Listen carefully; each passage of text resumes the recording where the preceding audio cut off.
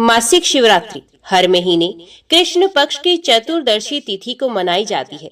वैशाख मास की मासिक शिवरात्रि का भी खास महत्व होता है, क्योंकि ये भगवान शिव की पूजा के लिए अत्यंत शुभ मानी जाती है।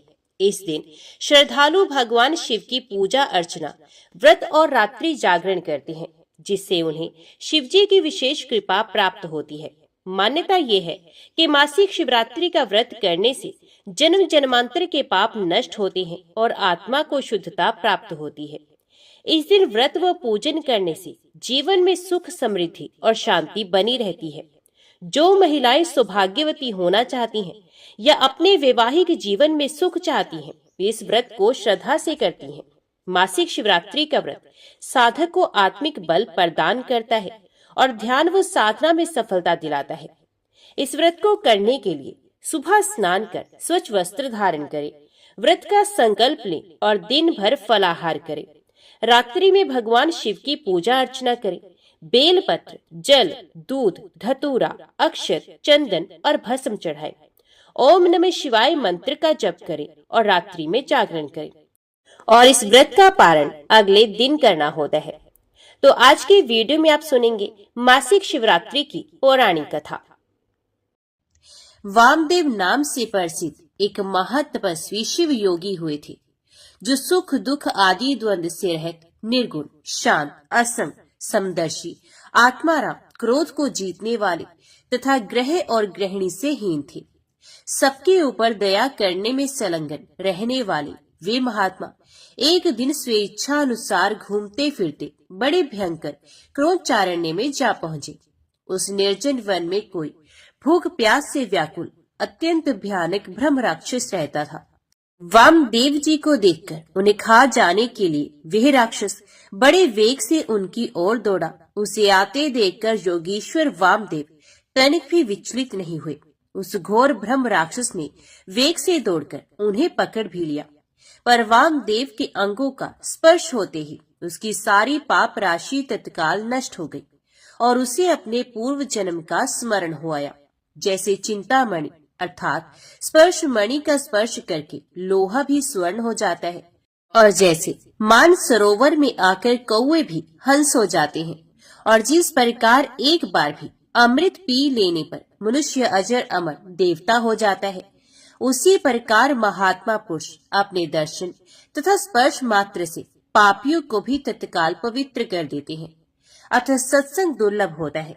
जो राक्षस पहले भूख प्यास से विकल होकर घोर रूप धारण करके वन में भटकता फिरता था, वही साधु के संपर्क से आनंद मगन हो गया। उसने योगी के युगल चरणार विंदों में प्रणाम करके कहा, महायोगिन, मुझ पर प्रसन्न होइए, करुणानिधि प्रसन्न होइए। कहाँ सब प्राणियों को भय देने वाला मुझ जैसा पाप आत्मा, और कहाँ आप जैसे दयालु महात्मा का दर्शन। वामदेव जी बोले, भयानक राक्षस का रूप धारण करके इस वन में विचरने वाले तुम कौन हो और यहाँ किस लिए रहते हो? तो राक्षस कहने लगा, इससे 25वें जन्म पूर्व मैं पवन राष्ट्र का रक्षक था। उस समय मेरा नाम दुर्जय था। मैं बड़ा पापी और स्वेच्छाचारी था। प्रतिदिन नई नई स्त्री का उपभोग करने की इच्छा रखता था। नित्य एक एक स्त्री को भोग कर छोड़ देता और उसे घर के भीतर रखकर अन्य स्त्रियों का अपहरण करवाता था। मेरे द्वारा भोगी हुई वे स्त्रियां घर के भीतर बंद रहकर दिन रात शोक में डूबी रहती थी। राज्य में जितने ब्राह्मण थे वे सब स्त्रियों सहित भाग गए। मैं सद्वादीप सभी तरह की स्त्रियों का हरण करके उनके साथ कुकर्म करता था। इस प्रकार दूषित विषय भोगों में आसक्त मन एवं मदिरा पान में रत रहने के कारण मुझे जवानी में ही यक्षमा आदि बड़े बड़े रोगों ने घेर लिया। मंत्रियों और सेवकों ने भी मुझे त्याग दिया। अंत में अपने ही कर्म के कारण मैं मारा गया। जो मनुष्य धर्म से भ्रष्ट हो जाता है, उसकी आयु नष्ट हो जाती है, अपयश बढ़ता है, भाग्यहीन होता है और वे अत्यंत दुर्गति में पड़ता है, तथा उसके पूर्वज पितृ स्वर्ग से निश्चित ही गिर जाते हैं। मृत्यु के बाद यमराज के दूत मुझे यमलोक में ले गए। वहां मैं भयंकर नरक कुंडों में डाल दिया गया। उस कुंड के भीतर यमदूतों से पीड़ित होकर मुझे 30,000 वर्षों तक रहना पड़ा। इसके बाद बचे हुए पाप के फलस्वरूप मैं निर्जन वन में भूख प्यास से विकल पिशाच हुआ। पिशाच योनि में मैंने एक दिव्य 100 वर्ष व्यतीत किए। फिर दूसरे जन्म में व्याघ्र, तीसरे जन्म में अजगर, चौथे में भेड़िया, पांचवें में सुअर, छठे में गिरगिट, सातवें में कुत्ता, आठवें में सियार, नौवें में नील गाय, 10वें मृग और 11वें जन्म में वानर, 12वें में गीध, 13वें में नेवला, 14वें में कौआ, 15वें में रीछ, 16वें में वन मुर्गा, 17वें में गधा, 18वें में विलाप, 19वें में मेढक, 20वें में कछुआ और 21वें में मछली, 22वें में चूहा, 23वें जन्म में उल्लू, 24वें जन्म में जंगली हाथी और 25वें जन्म में मैं ब्रह्म राक्षस हुआ। इस समय आपके शरीर के स्पर्श मात्र से पूर्व जन्म की स्मृति जाग उठी है। आपके संग से मेरे मन में वैराग्य एवं प्रसन्नता हुई है। महामते, ऐसा प्रभाव आपको कैसे प्राप्त हुआ? तब वामदेव जी बोले, यह मेरे शरीर में लगे हुए भस्म का महान प्रभाव है। भगवान शंकर के सिवा दूसरा कौन है जो भस्म की शक्ति को जानता हो? महादेव जी का जैसा महात्म्य है वैसा ही भस्म का भी है। भस्म के सर्ग से तुम्हारी बुद्धि भी निर्मल हो गई, अतः तुम भी श्रद्धा से पवित्र त्रिपुंड धारण करो। महातपस्वी शिव योगी वामदेव ने इस प्रकार भस्म का महात्म्य बतलाकर भस्म को अभिमंत्रित करके उसे घोर ब्रह्म राक्षस को दे दिया। उसे ब्रह्म राक्षस ने अपने ललाट में त्रिपुंड धारण किया और उसके प्रभाव से वह तत्काल ब्रह्म राक्षस शरीर का त्याग करके दिव्य स्वरूप से सुशोभित होने लगा। उसने भक्ति पूर्वक गुरु वामदेव की परिक्रमा की और दिव्य विमान पर बैठकर पुण्य लोक को प्रस्थान किया। महायोगी वामदेव साक्षात शिव की ही तरह पुण्य संसार में भ्रमण करने लगे। श्री सूत जी कहते हैं, श्रद्धा ही संपूर्ण धर्मों के लिए अत्यंत हितकर है। श्रद्धा से ही मनुष्य को दोनों लोकों में सिद्धि की प्राप्ति होती है।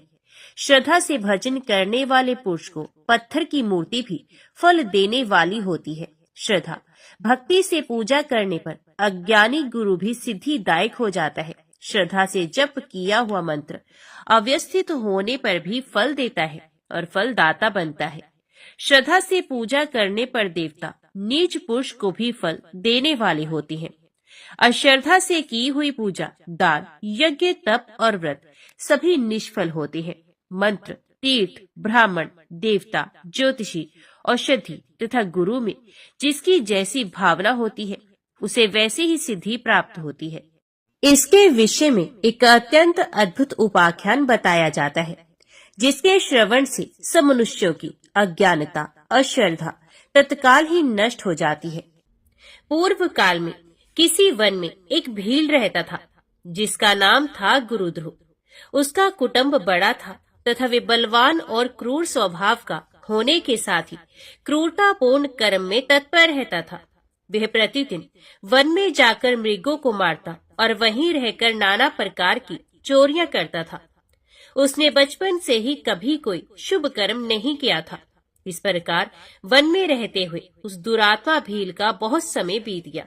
तदंतर एक दिन बड़ी सुंदर एवं शुभ कारक शिवरात्रि आई, किंतु वह दुरात्मा घने जंगल में निवास करने वाला था, इसलिए उस व्रत को नहीं जानता था।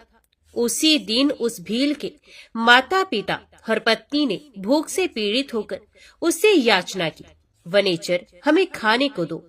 उनके इस प्रकार याचना करने पर वह तुरंत धनुष लेकर चल दिया और मृगों के शिकार के लिए सारे वन में घूमने लगा। दैव योग से उसे उस दिन कुछ भी नहीं मिला और सूर्य अस्त हो गया। इससे उसको बड़ा दुख हुआ और वे सोचने लगा, अब मैं क्या करूं, कहाँ जाऊं? आज तो कुछ नहीं मिला। घर में जो बच्चे हैं उनका तथा माता पिता का क्या होगा? मेरी जो पत्नी है उसकी भी क्या दशा होगी? अतः मुझे कुछ लेकर ही घर जाना चाहिए, अन्यथा नहीं। ऐसा सोचकर वे व्याध एक जलाशय के समीप पहुंचा और जहां पानी में उतरने का घाट था वहां जाकर खड़ा हो गया। वे मन ही मन ये विचार करता था कि यहाँ कोई न कोई जीव पानी पीने के लिए अवश्य आएगा। उसी को मारकर कृत्य हो उसे साथ लेकर प्रसन्नता पूर्वक घर को जाऊंगा। ऐसा निश्चय करके वह व्याध एक बेल के पेड़ पर चढ़ गया और वहीं जल साथ लेकर बैठ गया। उसके मन में केवल यही चिंता थी कि कब कोई जीव आएगा और कब मैं उसे मारूंगा। इसी प्रतीक्षा में भूख प्यास से पीड़ित हो वे बैठा रहा। उस रात के पहले पहर में एक प्यासी हरिणी वहां आई, जो चकित होकर जोर जोर से चौकड़ी भर रही थी।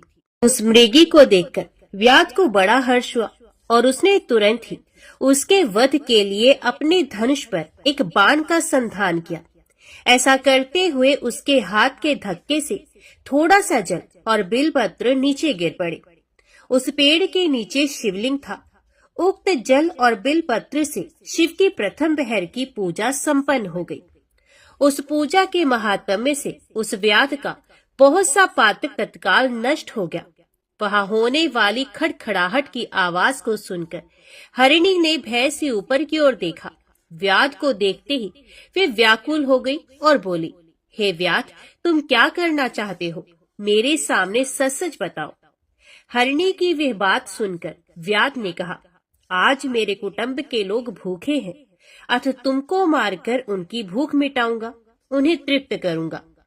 व्याध का वह दारुण वचन सुनकर तथा जिसे रोकना कठिन था, उस दुष्ट भील को बाण ताने देखकर मृगी सोचने लगी कि अब मैं क्या करूं, कहाँ जाऊं, अच्छा कोई उपाय रचती हूँ।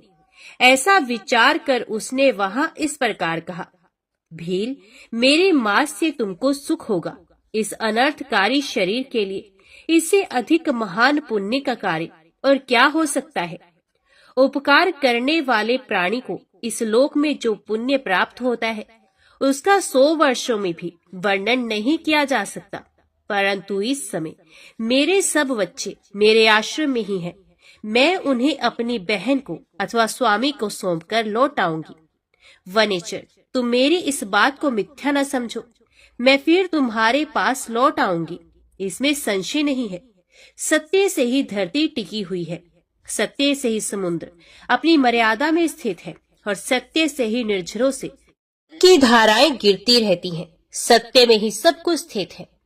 मृगी के ऐसा कहने पर जब व्याध ने उसकी बात नहीं मानी, तब उसने अत्यंत विस्मित एवं भयभीत होकर पुनः इस प्रकार कहना आरंभ किया, हे व्याध, सुनो, मैं तुम्हारे सामने ऐसी शपथ खाती हूँ जिससे घर जाने पर मैं अवश्य तुम्हारे पास लौट आऊंगी। ब्राह्मण यदि वेद बेचे और तीनों काल संध्या न करे तो उसे जो पाप लगता है, पति की आज्ञा का उल्लंघन करके स्वेच्छानुसार कार्य करने वाली स्त्रियों को जिस पाप की प्राप्ति होती है, किए हुए उपकार को ना मानने वाले, भगवान शंकर से विमुख रहने वाले, दूसरों से द्रोह करने वाले, धर्म को लांघने वाले तथा विश्वासघात और छल करने वाले लोगों को जो पाप लगता है, उसी पाप से मैं भी लिप्त हो जाऊं यदि लौटकर यहाँ न आऊं। इस तरह अनेक शब्द खाकर जब मृगी चुपचाप खड़ी हो गई, तब उस व्याध ने उस पर विश्वास करके कहा, अच्छा, अब तुम अपने घर को जाओ। तब वह मृगी बड़े हर्ष के साथ पानी पीकर अपने आश्रम मंडल में गई। इतने में ही रात का वे पहला प्रहर व्याध के जागते ही जागते बीत गया।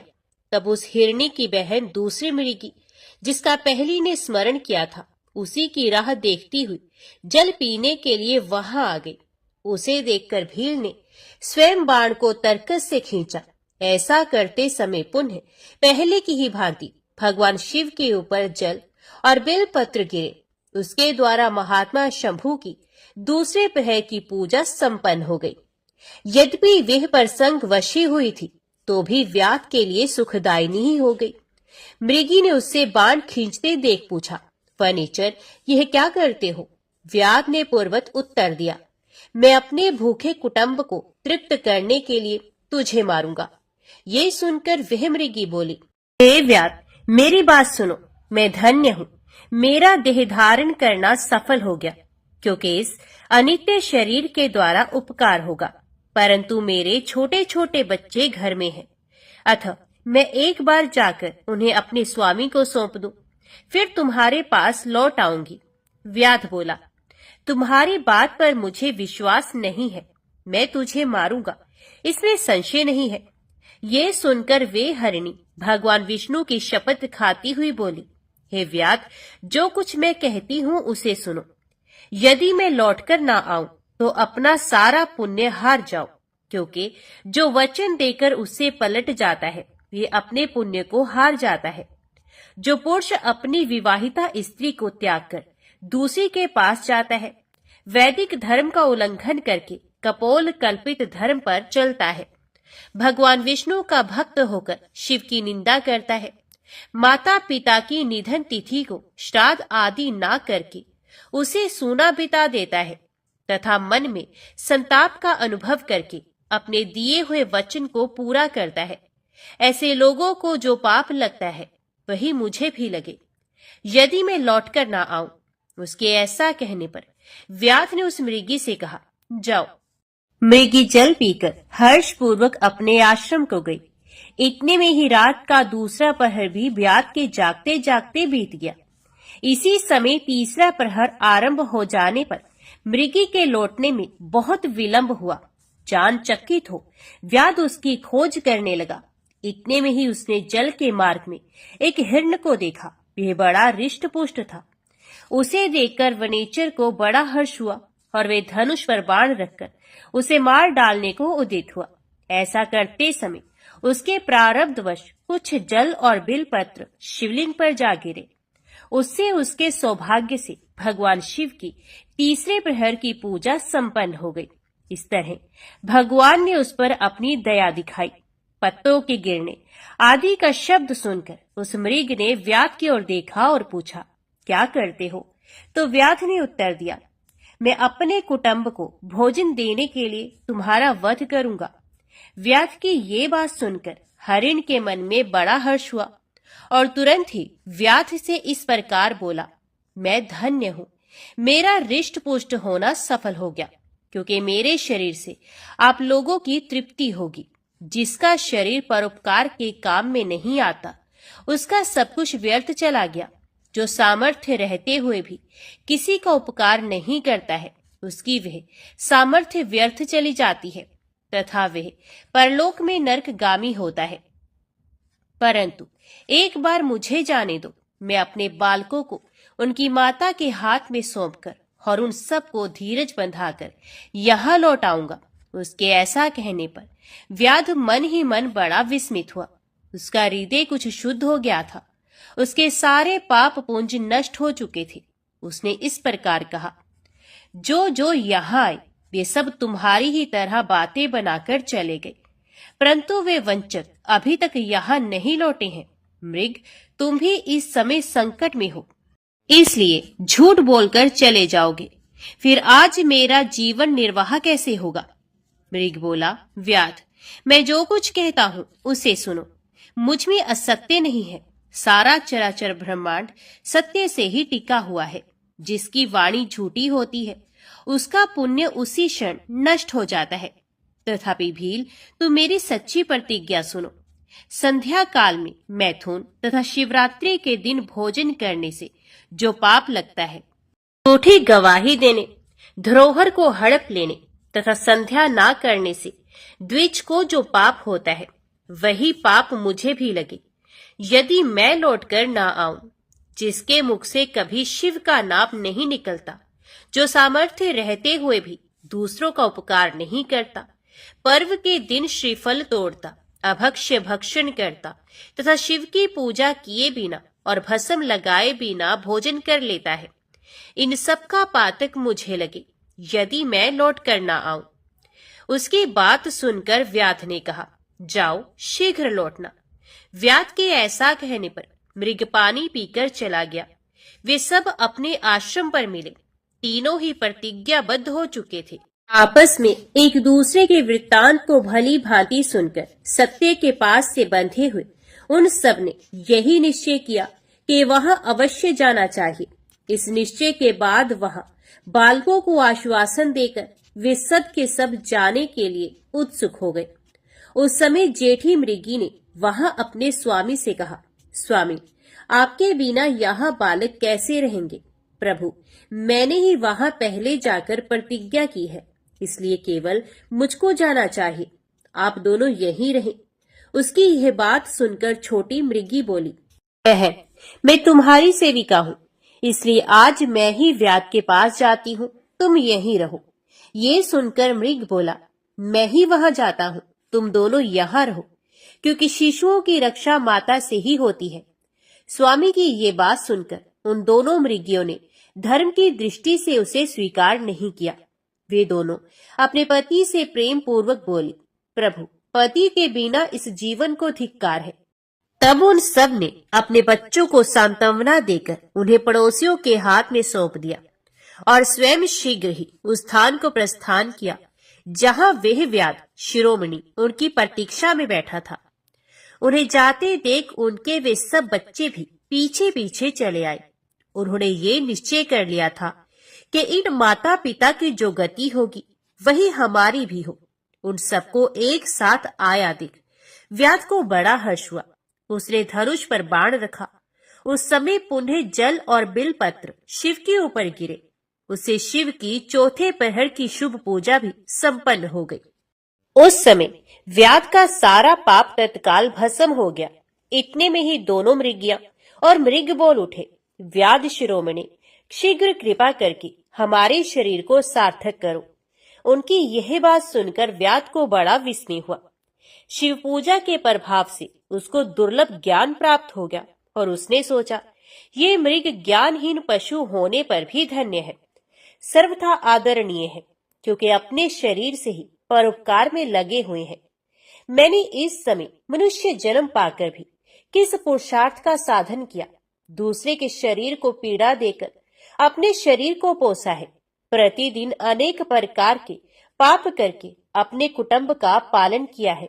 हाय, ऐसे पाप करके मेरी क्या गति होगी, अथवा मैं किस गति को प्राप्त होऊंगा। मैंने जन्म से लेकर अब तक जो पातक किया है उसका इस समय मुझे स्मरण हो रहा है। मेरे जीवन को धिक्कार है, धिक्कार है। इस प्रकार ज्ञान संपन्न होकर व्याध ने अपने बाण को रोक लिया और कहा, श्रेष्ठ मृगो, तुम जाओ, तुम्हारा जीवन धन्य है।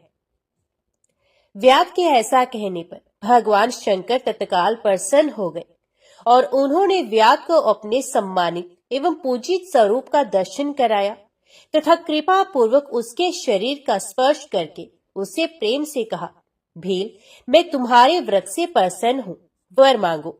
व्याध भी भगवान शिव के उस रूप को देखकर तत्काल जीवन मुक्त हो गया और मैंने सब कुछ पा लिया, यो कहता हुआ उनके चरणों के आगे गिर पड़ा।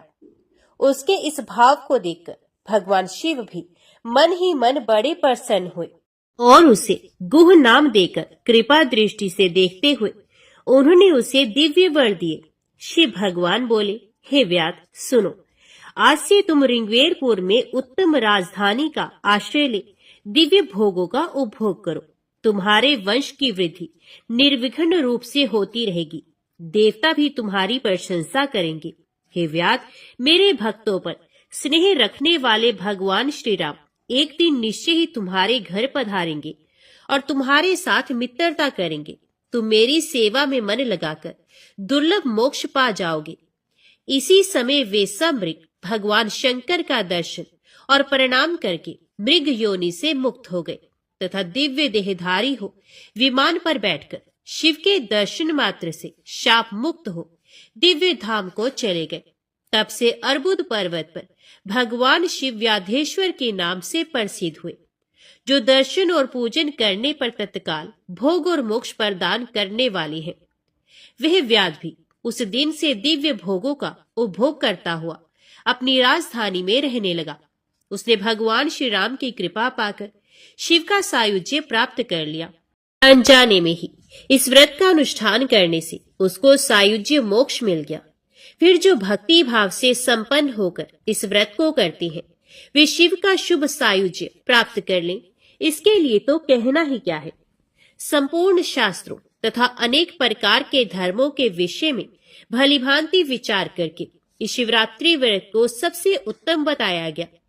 इस लोक में जो नाना प्रकार के व्रत, विविध तीर्थ, भांति भांति के विचित्र दान, अनेक प्रकार के यज्ञ, तरह तरह के तप तथा बहुत से जप हैं, वे सब इस शिवरात्रि व्रत की समानता नहीं कर सकते। इसलिए अपना हित चाहने वाले मनुष्यों को इस शुभतर व्रत का अवश्य पालन करना चाहिए। यह शिवरात्रि व्रत दिव्य है। इससे सदा भोग और मोक्ष की प्राप्ति होती है। यह शुभ शिवरात्रि व्रत व्रतराज के नाम से भी विख्यात है। ओम नमः शिवाय। हर हर महादेव। अब आपको सुनाते हैं एक ऐसी कहानी जिसे सुनकर आप जान जाएंगे कि पापी लोगों को पाप करते देखकर भी भगवान शिव मौन क्यों रहते हैं। एक बार की बात है, देवऋषि नारद नारायण का जाप करते हुए भगवान शिव के दर्शन की इच्छा से कैलाश पर्वत पर गए। देवऋषि को आया गया देखकर भगवान शिव बड़े प्रसन्न हुए और कहने लगे कि हे देवऋषि, आज अचानक किस कारण से कैलाश पर्वत पर आपका आगमन हुआ है? अवश्य कोई विशेष कार्य होगा जिसका भाग बनकर आप यहाँ पर आए हो। तब नारद जी कहने लगे कि हे भोलेनाथ, आप तो अंतर्यामी हैं, भला आपसे कोई बात कैसे छुपी रह सकती है? हम यहाँ पर किस लिए आए हैं आपको भली भांति पता है। फिर भी यदि आप पूछ रहे हैं तो हे प्रभु, आज मेरे मन में एक शंका उठ रही है। उसी शंका का समाधान करने के उद्देश्य से मैं आपके पास आया हूँ। प्रभु, कृपया मेरी इस शंका का समाधान कीजिए। भगवान शंकर कहते हैं, हे नारद, तुम्हारे मन में जो भी शंका हो, जो भी जिज्ञासा हो, निसंकोच होकर कहो। मुझे तुम्हारी इन शंकाओं का समाधान करके प्रसन्नता ही होगी, क्योंकि तुम्हारे सभी प्रश्न, तुम्हारी सभी जिज्ञासाएं लोकहित के लिए ही होती हैं। तब देवऋषि नारद ने भगवान से पूछा कि हे प्रभु, पापी लोगों को पाप करते देखकर भी भगवान चुप क्यों रहते हैं? उन्हें उसी समय दंड क्यों नहीं देते? भगवान शिव कहते हैं कि हे देवऋषि, आपने समस्त मानव जाति के कल्याण हेतु बहुत अच्छा प्रश्न किया है, जो मैं इस प्रश्न का उत्तर अब एक छोटी सी कथा के माध्यम से देना चाहता हूँ। इसलिए तुम इस कथा को ध्यान से और मन लगाकर सुनना। जो भी मनुष्य इस कथा को ध्यान और मन लगाकर सुनता है, वे अपने जीवन काल में कभी किसी बात को लेकर कभी पश्चाताप नहीं करता है। वह मनुष्य पाप रहित हो जाता है। ऐसा मनुष्य जान जाता है कि पापी लोगों को पाप करता देखकर भी भगवान मौन क्यों रहते हैं। अब भगवान शिव देवऋषि नारद को कथा सुनाना शुरू करते हैं। भगवान शिव कहते हैं, देवऋषि, प्राचीन समय की बात है। एक जंगल में मोर और मोरनी का जोड़ा रहा करते थे। वह दोनों पति पत्नी एक दूसरे से बड़ा प्रेम करते थे, एक दूसरे का बहुत आदर सम्मान करते थे। इस तरह उनका जीवन बड़े सुख और आराम से कट रहा था।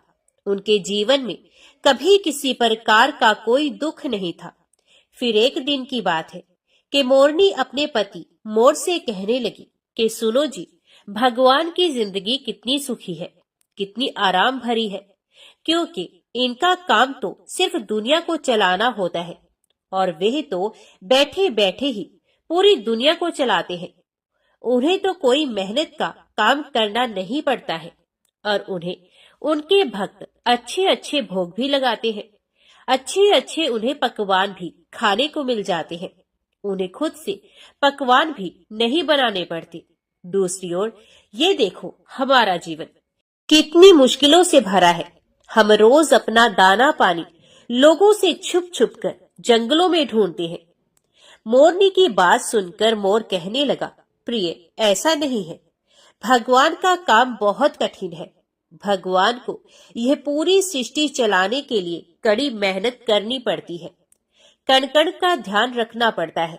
मैं तुम्हें एक कथा के माध्यम से समझाता हूँ, तब तुम्हें मेरी बात भी समझ में आ जाएगी। मोर मोरनी से कहता है कि सुनो, एक गांव की बात है। उस गांव में भगवान शिव का एक बहुत ही सुंदर मंदिर बना हुआ था। उस मंदिर के पास में ही छोटा सा भगवान भोलेनाथ का शिवलिंग भी था। उस मंदिर की देखभाल करने के लिए उसी गांव का भोला नाम का एक व्यक्ति सेवा में लगा हुआ था, जो सुबह शाम मंदिर की साफ सफाई किया करता और दोनों समय स्नान ध्यान करने के बाद भगवान शिव के मंदिर में दीप जलाकर पूजा करता था। वह आदमी बहुत निर्धन और दुखी था। मंदिर में आने वाले श्रद्धालुओं के द्वारा उसे जो कुछ भी दान दक्षिणा में मिल जाता, उसी से वे अपने पूरे परिवार का गुजारा किया करता था। मंदिर में काम करते करते वह अपनी जिंदगी से जुड़ी हुई सभी परेशानियों की शिकायत भगवान की मूर्ति के सामने खड़ा होकर करता रहता। कभी शिवलिंग के समीप तो कभी भगवान शिव की प्रतिमा के पास जाकर, कभी वे अपने घर की बातें, परिवार की बातें भगवान से कहता, तो कभी दुनियादारी की बातें किया करता।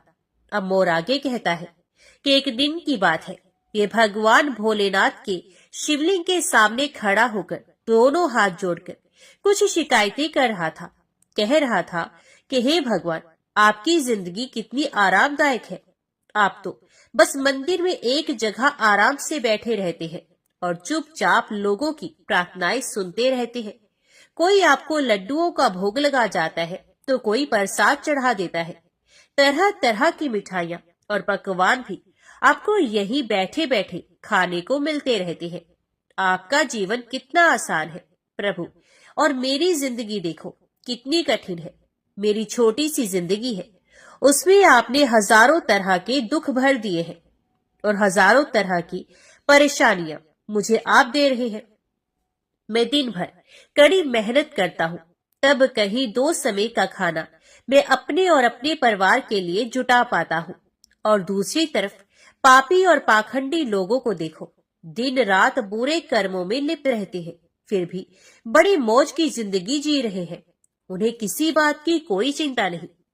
भगवान, अगर मेरी जिंदगी भी आपकी तरह हो जाती तो मेरा जीवन कितना खुशहाल हो जाता। तभी अपने उस भक्त की ऐसी बातें सुनकर भगवान से भी रुका नहीं गया और वह उसे शिवलिंग से तुरंत ही त्रिभुज रूप में अपने नंदी के साथ प्रकट हो गए और कहने लगे, पुत्र, तुम जो सोच रहे हो गलत सोच रहे हो। तुम जैसा सोच रहे हो वैसा बिल्कुल नहीं है। दूर से देखने पर सबका जीवन अपने जीवन से अच्छा और दूसरों का जीवन ही दिखाई देता है। जब हमें उसकी वास्तविक जिंदगी का पता चलता है तब समझ में आता है कि ये तो मुझसे भी गया गुजरा जीवन जी रहा है। तुम मेरी जिंदगी को बड़ा आसान समझ रहे हो ना। मेरा जीवन उतना आसान नहीं है जितना तुम समझ रहे हो। मुझे भी बहुत सारी बातें देखनी पड़ती हैं, बहुत सारी व्यवस्थाएं बनानी पड़ती हैं। मुझे हर समय बहुत सारी चिंताएं लगी रहती हैं कि अच्छे के साथ अच्छा कैसे हो, बुरे के साथ बुरा कैसे हो। ये सब सोचना पड़ता है। अगर कोई असहाय को रुलाता है, कोई पीड़ित को पीड़ित करता है, तो मुझे उसकी रक्षा करनी पड़ती है। जिम्मेदारी को जिस दिन तुम समझ जाओगे उस दिन तुम्हें मेरी मेहनत के बारे में भी पता चल जाएगा। फिर भगवान शिव उस व्यक्ति से कहने लगे कि हे पुत्र, इतना आसान नहीं भगवान बनना। जिस तरह एक पिता बनकर मनुष्य अपनी संतान के लिए अपने दायित्वों को निभाता है, उनके दुख सुख अच्छे बुरे हर बात का ध्यान रखता है, उसी तरह मुझे भी तुम सबका ख्याल रखना पड़ता है। इतनी सारी जिम्मेदारियों को एक साथ निभाना कोई आसान काम तो बिल्कुल नहीं है। अब भगवान शिव की बात सुनकर वे भक्त बोला, प्रभु, आप तो बहुत ही भोले भाले हैं। आप ये कैसी बातें कर रहे हैं? आपका काम तो सचमुच में बड़ा ही आसान है प्रभु। जिस तरह से आप पूरा दिन बैठे रहते हैं, आपकी तरह तो मैं भी किसी समय बैठा रहता हूँ तो किसी समय खड़ा रह सकता हूँ। इसमें भला कौन सी बड़ी बात है? भगवान शिव ने देखा कि यह मेरा भक्त ऐसे नहीं मानने वाला, तब वे कहने लगे, पुत्र, मैं फिर कहता हूँ कि तुम यह काम बिल्कुल नहीं कर पाओगे जो मैं कर सकता हूँ। मेरे इस काम में बड़े धैर्य की आवश्यकता पड़ती है और मनुष्य में इतना धैर्य नहीं होता कि वह परिणाम घोषित होने तक रुक सके। मनुष्य के अंदर यह कमजोरी होती है। वे थोड़ा सा सुख पाता है तो घमंड से भर जाता है और जरा भी दुख आ जाए तो टूटकर शीशे की तरह बिखर जाता है। वे भक्त बोला कि हे प्रभु, अच्छा, अगर ऐसी ही बात है तो आप मुझे बस एक दिन के लिए अपनी जिंदगी जी लेने दीजिए, फिर आप जैसा कहेंगे मैं वैसा ही करूंगा। मोर आगे अपनी पत्नी से कहने लगा कि हे प्रिय, भगवान भोलेनाथ ने उस व्यक्ति को बहुत समझाया, पर वे तो बड़ा जिद्दी था। उसने भगवान शिव की एक बात भी नहीं मानी।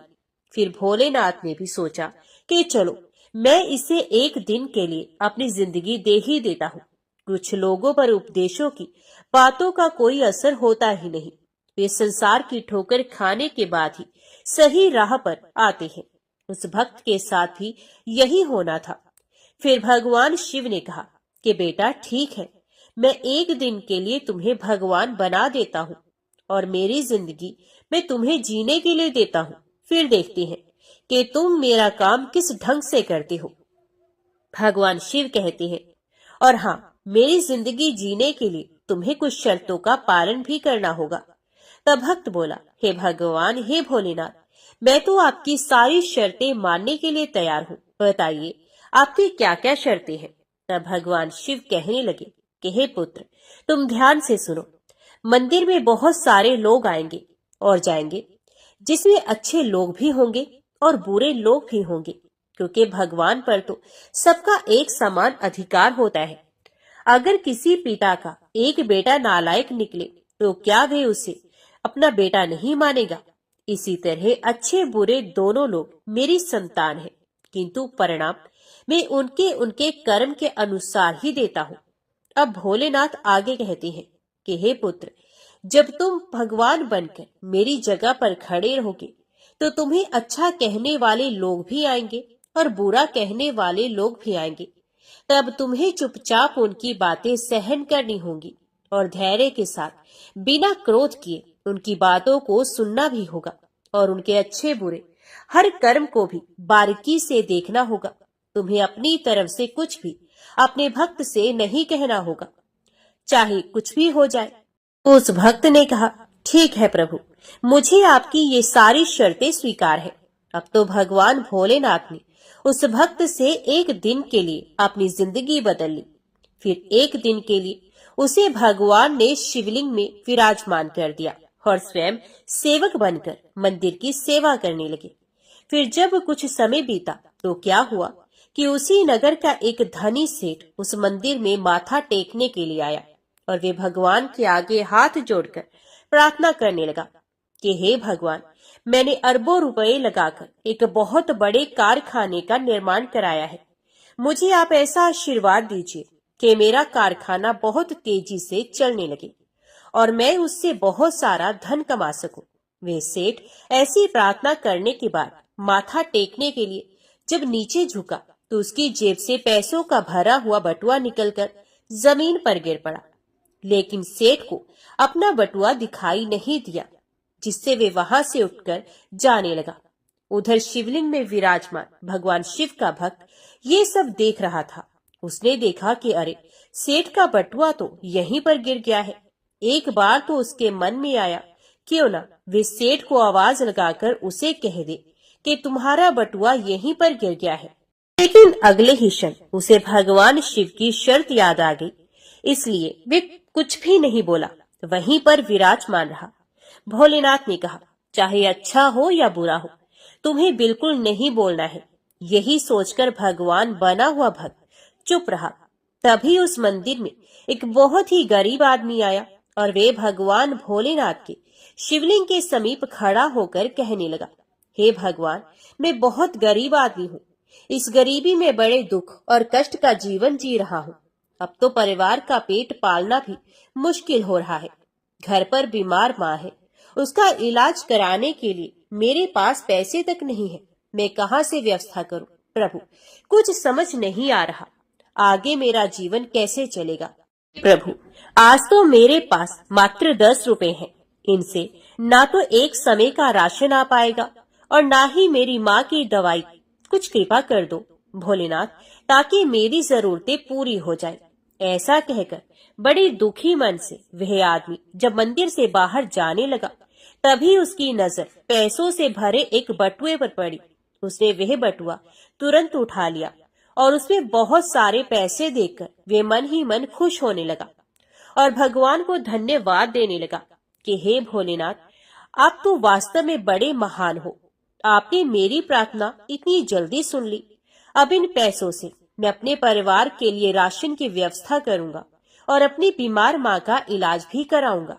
फिर उधर भगवान बनकर शिवलिंग में विराजमान भक्त सोचने लगा, अरे ये बटुआ तो उस अमीर सेठ का है और ये गरीब आदमी इसे उठाकर ले जा रहा है। एक बार तो उसके मन में आया कि आवाज देकर इसे बता दूं कि ये बटुआ उसका नहीं बल्कि एक सेठ का है जो वे लेकर जा रहा है। लेकिन तुरंत ही उसे भगवान भोलेनाथ की शर्त याद आ गई, इसलिए वे चुपचाप रहा। अब गरीब आदमी के जाने के बाद मंदिर में एक व्यक्ति और आया। यह तीसरा व्यक्ति एक सैनिक था जो अगले ही दिन अपने राजा के साथ युद्ध करने के लिए जा रहा था। वह मंदिर में भगवान से प्रार्थना करने आया था कि हे भोलेनाथ, उसकी यात्रा सुरक्षित रहे और वे युद्ध के बाद सकुशल अपने घर अपने परिवार जनों के बीच लौट आए।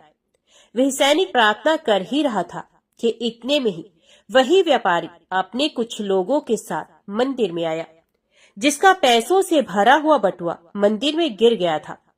जब सेठ ने उस सैनिक को वहां देखा तो उसने सोचा कि जरूर इसी ने मेरा बटुआ उठाया होगा।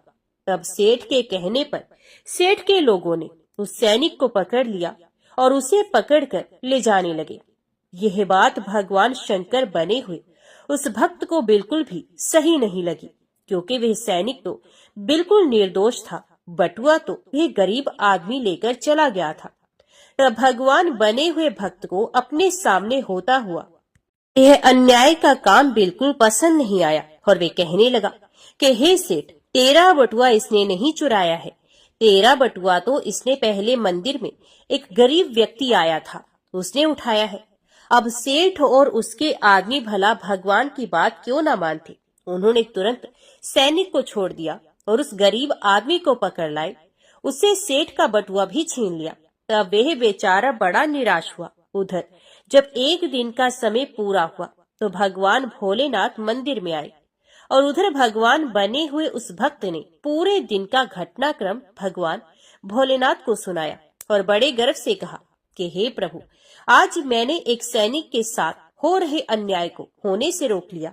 आपने देखा, एक दिन भगवान बनकर मैंने कितना महत्वपूर्ण काम किया है। तब भगवान शिव अपने भक्त की बातें सुनकर कहने लगे कि हे पुत्र, तुमने ये न्याय नहीं अन्याय किया है। तुमने उस गरीब आदमी को पकड़वाकर उसके परिवार के मुंह से भोजन का निवाला छीना है। उसकी बीमार माँ का इलाज होने से रोका है कि तुमने बहुत बड़ा न्याय किया है। ये सेठ बड़ा धर्मी था। उसने पाप करके करोड़ों रुपए की यह दौलत जोड़ी है। गरीबों का पेट काटकर उनके साथ धोखा करके उसने उन पैसों को इकट्ठा किया है। अगर उसका बटुआ छूट गया था तो क्या हुआ, कम से कम किसी गरीब का तो उन रुपयों से कुछ भला हो जाता और सेठ के कुछ पाप भी कम हो जाते। तुमने उस सैनिक को बचाकर भी बहुत बड़ा अन्याय ही किया है। तुम्हें लगता है कि तुमने न्याय किया। वह सैनिक अपने राजा के साथ युद्ध में जाकर एक कमजोर देश का राज्य हड़पने वाला था। जानते हो उस युद्ध में कितने निर्दोष सैनिक मारे जाएंगे। तुमने उसे बचाकर बहुत बड़ा अन्याय किया है। भक्त को भोलेनाथ की इस बात को सुनकर बड़ा पश्चाताप हुआ। तब वे कहने लगा कि हे प्रभु, हे भोलेनाथ, मैं तो वही देख पा रहा था जो मेरी आंखों के सामने हो रहा था। उसके पीछे की सच्चाई कुछ और ही होगी, ये मैं नहीं देख पा रहा था। तब भक्त आगे कहने लगा, हे भोलेनाथ, दुनिया को तो सिर्फ आप ही चला सकते हैं, क्योंकि आप जीवन के हर पहलू को अच्छी तरह से देख सकते हैं, विचार कर सकते हैं, क्योंकि आप जो करते हैं वो अच्छा ही करते हैं। गलत तो हम हैं जो जीवन की वास्तविकता को समझ नहीं पाते और उससे पहले ही आप पर दोष लगा देते हैं। जब हमारे साथ कुछ गलत हो रहा होता है या फिर हमारे मन के अनुसार कुछ नहीं होता है तो उस समय हम अपना धैर्य खोकर भगवान को ही दोषी मानने लगते हैं।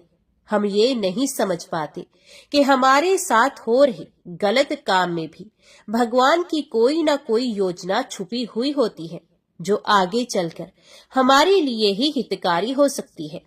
फिर वह भक्त भोलेनाथ से कहने लगा कि हे भोलेनाथ, मनुष्य की समझदारी इसी में है कि हमें गंभीरता से काम के आगे और पीछे के परिणाम को अच्छे से सोच लेना चाहिए। अगर आपके साथ आपकी मर्जी के अनुसार कुछ भी नहीं हो रहा है तो उसे भगवान की मर्जी समझनी चाहिए और आगे भगवान जो करते हैं वो अच्छा ही करते हैं ऐसा सोचकर सिर्फ और सिर्फ अपने कर्तव्य पर ही ध्यान देना चाहिए। उसके बाद भगवान शिव ने उस भक्त से कहा कि हे पुत्र, क्या अब तुम्हें पता चल गया कि भगवान बनना इतना आसान नहीं है? फिर वे भक्त कहने लगा कि हे भोलेनाथ, आप जितने भोले भाले हैं उतनी ही सरलता से लोगों के दुख को भी दूर कर देते हैं और उन्हें ज्ञान भी देते हैं।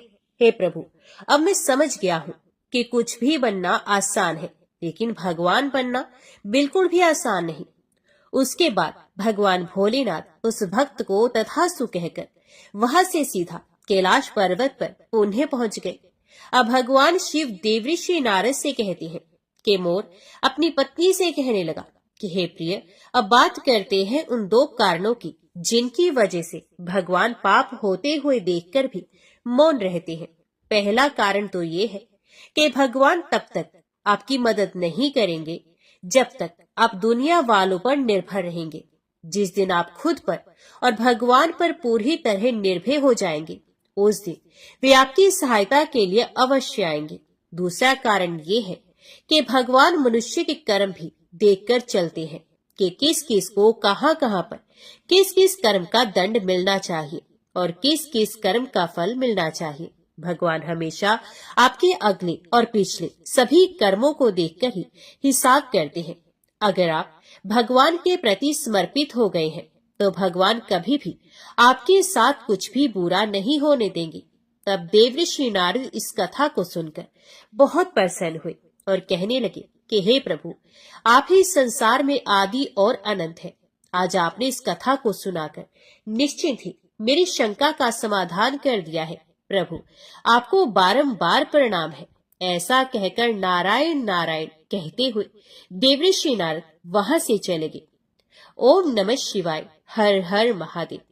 भगवान शिव के सबसे प्रमुख धामों में एक धाम है केदारनाथ, जो कि जागृत महादेव के नाम से भी प्रसिद्ध है। केदारनाथ धाम के दर्शन करने के लिए भक्त सालों साल इंतजार करते हैं, क्योंकि ऐसा कहा जाता है कि जब तक भगवान का बुलावा नहीं आता तब तक भगवान खुद अपने भक्तों को दर्शन के लिए नहीं बुलाते। तब तक भक्तों को उनके दर्शन करने का सौभाग्य प्राप्त ही नहीं होता। भगवान भोलेनाथ बहुत ही दयालु हैं और अपने भक्तों के लिए वे कुछ भी कर सकते हैं।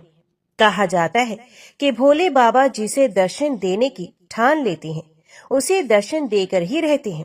केदारनाथ धाम की चढ़ाई को बहुत मुश्किल माना जाता है। बहुत ही कठिनाइयों का पार करके श्रद्धालु बाबा के दर्शन करते हैं। ऐसा कहा जाता है, एक बार एक शिव भक्त अपने गांव से केदारनाथ धाम की यात्रा पर निकला। पहले यातायात की सुविधाएं तो थी नहीं, इसलिए वे भक्त पैदल ही निकल पड़ा। रास्ते में जो भी मिलता उससे केदारनाथ का मार्ग पूछ लेता और मन में भगवान शिव का ध्यान करता रहता। इस प्रकार चलते चलते उसको कई महीने बीत गए। रास्ते में उसे बहुत सारी परेशानियों का भी सामना करना पड़ा, लेकिन उसने हार नहीं मानी। उसे तो बस बाबा के दर्शन ही करने थे और आखिरकार चलते चलते वे भक्त एक दिन केदारनाथ धाम पहुंच ही गया। केदारनाथ धाम के कपाट 6 महीने के लिए खुले रहते हैं और 6 महीने के लिए बंद रहते हैं। वे भक्त जब वे उस समय वहां पहुंचा तब मंदिर के द्वार बंद हो रहे थे। ये देखकर उस भक्त के तो प्राण गले में आ गए। उसने सोचा, मैं महीनों की लंबी तपस्या के बाद आज भोले बाबा के दर्शन करने केदारनाथ धाम पहुंचा हूँ, और जब दर्शन करने की बारी आई तो यहाँ तो मंदिर के कपाट बंद हो रहे हैं।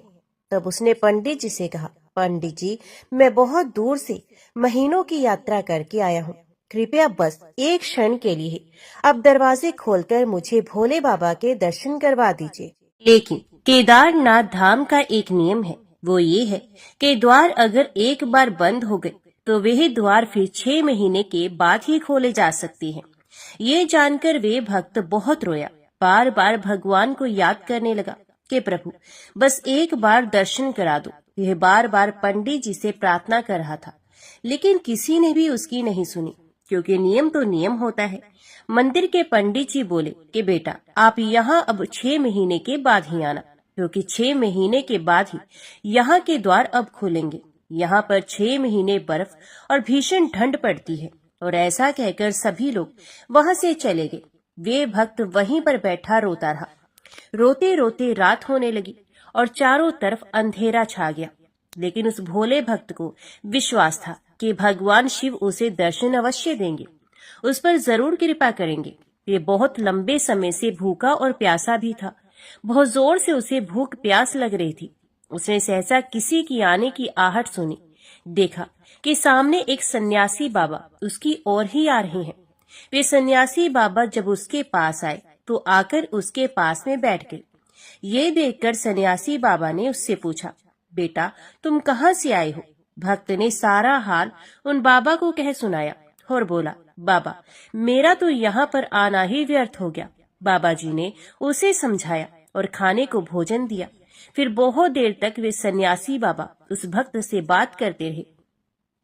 बाबा जी को उस पर दया आ गई। फिर वह बोले, बेटा मुझे लगता है कि कल सुबह मंदिर जरूर खुलेगा और तुम दर्शन भी जरूर करोगे।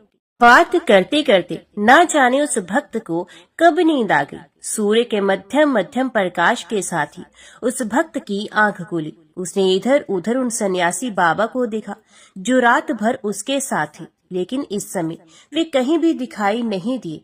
इससे पहले कि वे कुछ समझ पाता, उसने देखा कि सामने से ही पंडित जी आ रहे हैं। वे भी अपनी पूरी मंडली के साथ ढोल नगाड़े बज रहे हैं। ये देखकर उसने पंडित जी को प्रणाम किया।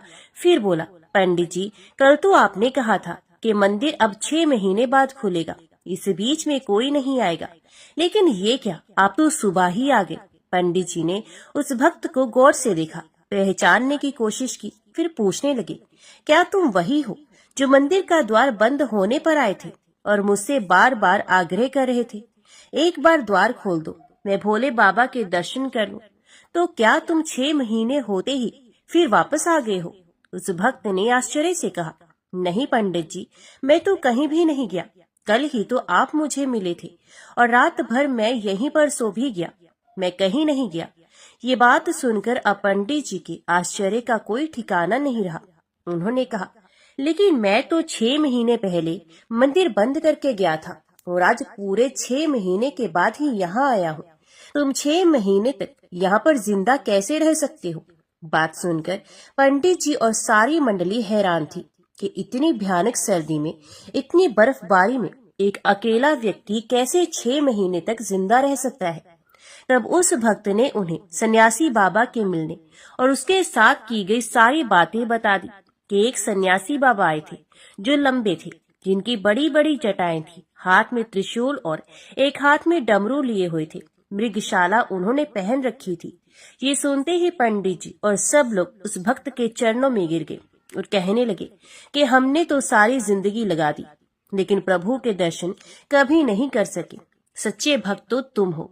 तुमने तो साक्षात भगवान शिव के दर्शन ही किए हैं और उन्होंने भी अपनी योग माया से तुम्हारे 6 महीने को एक रात में बदल दिया, कालखंड को छोटा कर दिया। ये सब तुम्हारे पवित्र मन और तुम्हारे विश्वास के कारण ही हुआ है। इस कहानी की वजह से ही केदारनाथ धाम को जागृत महादेव के नाम से भी बुलाया जाता है। इसलिए कहते हैं कि भक्तों के मन में श्रद्धा और सच्ची भक्ति होनी चाहिए, तो भोलेनाथ अपने भक्तों की पुकार जरूर सुनते हैं। उन्हें दर्शन भी किसी न किसी रूप से अवश्य देते हैं। आप सैकड़ों मील की यात्रा करके भी दूसरों का दिल दुखाते हैं, तो आपकी वह तपस्या, साधना और महादेव का दर्शन धूल के बराबर हो जाता है। शंकर का नाम जपूं मैं, जपता रहा सुबह शाम यही है। सारे तीर्थ मेरे और यही है मेरे चारों धाम। जय भोलेनाथ।